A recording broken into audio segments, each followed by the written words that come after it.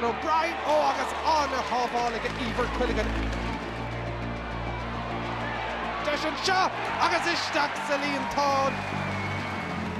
Should score if he had passed all over Brador.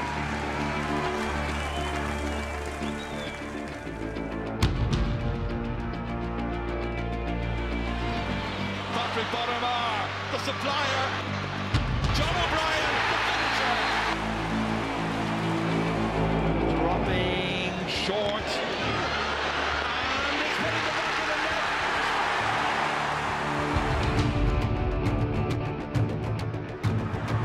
He shot the target, John O'Brien. Agus Tommy there, wholehearted, so agus no the machine at all. Stefan Drone, goed, ik was het begrijpje. Son, van Klein Poortje, they get Tipperary Árann aan de hier nog hervallen. Ach, de kreeg in de tubberding eruit, zo.